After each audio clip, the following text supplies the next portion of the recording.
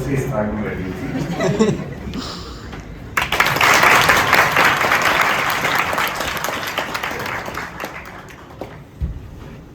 ये है अंकिता, और क्योंकि आप हिंदी माध्यम के विद्यार्थी हैं तो आपका जो सपना तो ये होता है हमारा कि भाई हम हिंदी माध्यम में टॉप करें।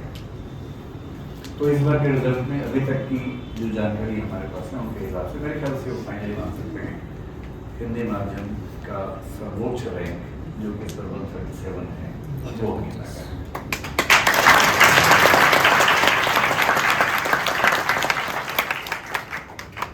अंकिता हमारे साथ अस्मिता और मेंटरशिप प्रोग्राम में रही है और इनका वैकल्पिक विषय इतिहास है।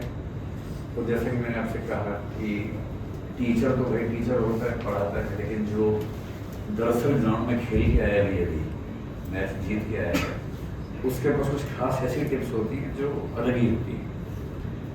तो वो टिप्स आपको जाननी है, सीखना है और कोशिश करने की ऐसे 2 साल के बाद आप यहाँ खड़े हो मैं ऊपर से ऐसे करो ये करना है।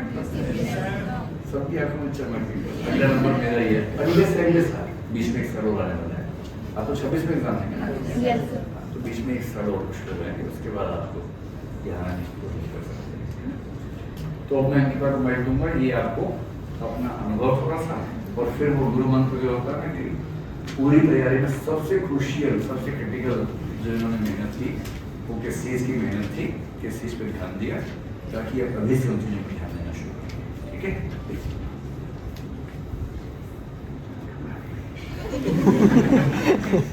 शुरू करें।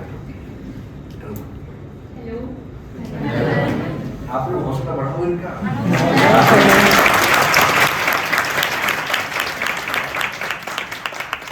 अभी लोग बाहर मिले तो खूब गप्पे मारेगा, फिर मैंने कहा थोड़ा सा आराम करो फिर मिलाता हूँ उसमें आपको। अभी मैं थोड़ा सा नर्वस हूँ, अगर नीचे हो गया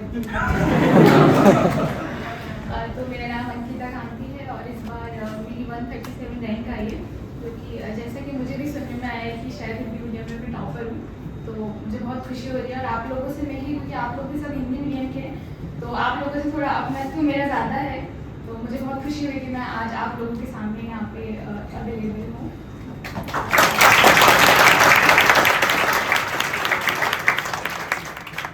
आप लोगों के अगर कुछ डाउट्स हो मतलब नहीं आप नहीं हो सकता, मंत्र बताइए असली मंत्र क्या है।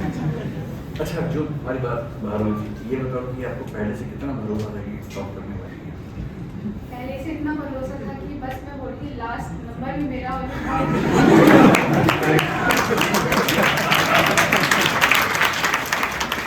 इसलिए टॉप करने का दावा नहीं करना है, मेहनत करनी, टॉप हो जाता है ना, उसका दावा नहीं। मैं बहुत ज़्यादा डाउट में थी कि लग रहा था कि क्योंकि जो मेरा बोर्ड था उसमें आप लोग मानोगे नहीं 6 बच्चों का एक बोर्ड होता है, जो 6 बच्चों का ग्रुप होता है जो कि एक बोर्ड के पास आते हैं, तो उसमें से 5 के 5 लगभग सिलेक्टेड थे जो ऑलरेडी या तो यूपी बीसीएस में सिलेक्टेड थे या फिर अच्छी जॉब में थे। उनके बीच में बेरोजगार नहीं वहाँ पे बैठे तो मुझे ऐसा लग रहा था यार ये लोग तो कहाँ सिलेक्टेड है, मैं तो अभी जस्ट पता नहीं होगा, शायद उस दिन ही थोड़ा सा मोरल डाउन हो गया था। बट लग रहा था कि नहीं, अगर मैं यहाँ तक पहुँची हूँ तो बहुत सारे मतलब अप्स एंड डाउन्स वाली फीलिंग्स आई थी, शायद होगा, फिर दूसरी सेकंड नहीं आज नहीं होगा।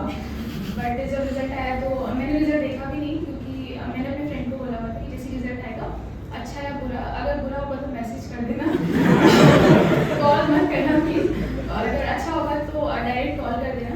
तो और नाथू से जिस टाइम रिजल्ट आया उस टाइम पे हम लोग कॉल पे ही थे और मुझे लगा था कि शायद आज भी नहीं देंगे, क्योंकि 21 को भी ये बोल रहे थे कि रिजल्ट आने वाला है, बट आया नहीं था उस दिन। तो हम लोग लास्ट जैसे रिजल्ट आया तो उसने बोला कि तुम्हारी 137 आई, मतलब 137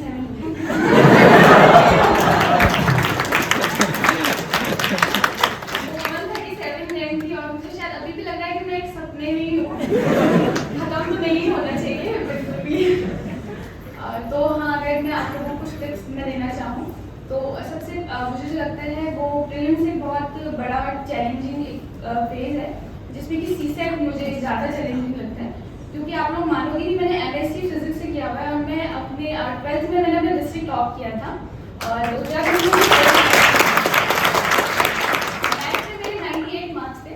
बट अगर मैं अपने फर्स्ट अटेम्प्ट पे सीसेट के मार्क्स आपको बताऊंगी तो आपको शर्म, मुझे कुछ शर्म आ जाएगी, इतने बुरे मार्क्स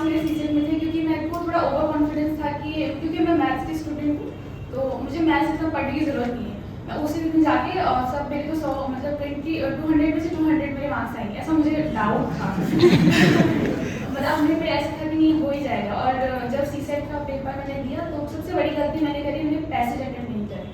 और शुरू के 1.5 घंटा एक पैसेज पे अटेम्प्ट नहीं करा, और उसके बाद अब करना पड़ेगा पैसेज अटेम्प्ट। और जब पैसेज अटेम्प्ट करे तो सारे के सारे गलत, और जो मार्क्स आए वो इतने बुरे मार्क्स आए कि मैं आपको बता भी नहीं सकती हूँ फर्स्ट अटेम्प्ट में। और जनरल की जो मेरी कट ऑफ थी उसमें मेरे 3 नंबर जो थे वो कम रह गए थे, तो मुझे लगा कि जो मेरा सीसेट है उस पर थोड़ा अच्छे से मैं फोकस करती हूँ। जो जीएस की कट ऑफ है वो तो फिर भी थोड़ा सा मैं मेहनत करूँगी तो हो ही जाएगा। ये कौन सा अटेम्प्ट था? Second attempt. देखो सेकेंड अटेम्प्ट था।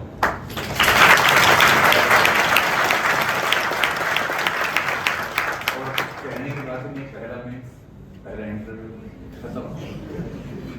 137 रैंक का मतलब ये हो कि फर्स्ट प्रेफरेंस आईएएस है, सेकंड इनकी आईएफएस है, थर्ड इनकी है आईआरएस। तो आईएएस मिलना थोड़ा मुश्किल है, जनरल में आपको पता ही 75-78 तक जाता है। आईएफएस इस बार सीट थोड़ी ज़्यादा है, शायद चांस बने, नहीं तो आईआरएस आईपीएस में भरा नहीं, तो हो सकता है कि एक बार फिर एग्जाम दें प्रॉपर आईएएस में आने के लिए। इस बार फिर उनके साथ आपकी शुभकामनाएं भी होंगी, उसके लिए सब तो देंगे शुभकामनाएं, क्योंकि आप लोग बैठे इस सब नहीं सकते कि अभी हम बाहर हैं, भी अप्लाई कर लो, जल्दी से आईएएस बन। चलिए, इतनी खुशी की बात है, और अब आप इनका उत्साह भी बढ़ाएंगे और शुभकामनाएं करेंगे।